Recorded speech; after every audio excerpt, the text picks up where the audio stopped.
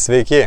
Šiandien mes atvažiavom į objektą pasižiūrėti, kaip statomas terasas. Ir truputį papasakosime apie taip, kaip jos turi būti statomas, kaip jos statomas teisingai ir kaip tai atrodo. Mes jums parodysim.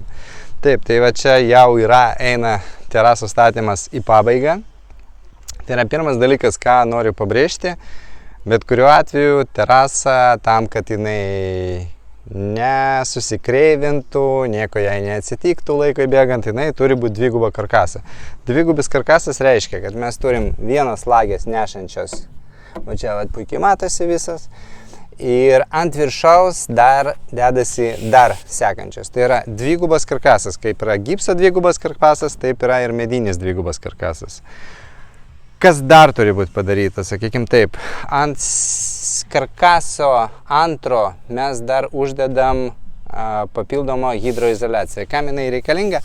Jinai reikalinga tam, kad, sakykime, kai prisukam varžtais terasą, vanduo bėgdamas į apačią, jisai nubėgs į šonus, kai bus ta hidroizoliacija.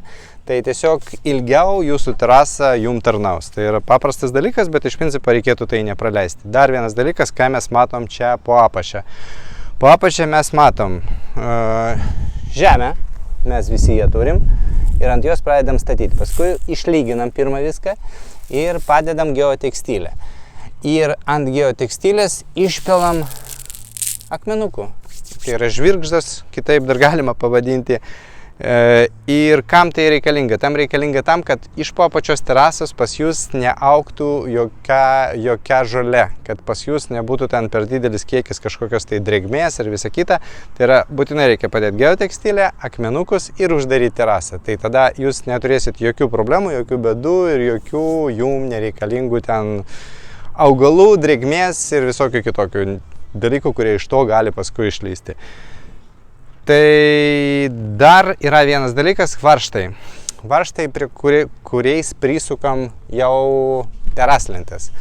Tai turi būti specialūs varžtai skirti terasoms, jie būna nerūdijančio plieno ir jie yra trigubai brangesni negu paprasti varžtai. Nu, taip yra ir, sakykime taip, jeigu mes reikalaujam kokybės ir norim kokybės, reikia su tuo susitaikyti.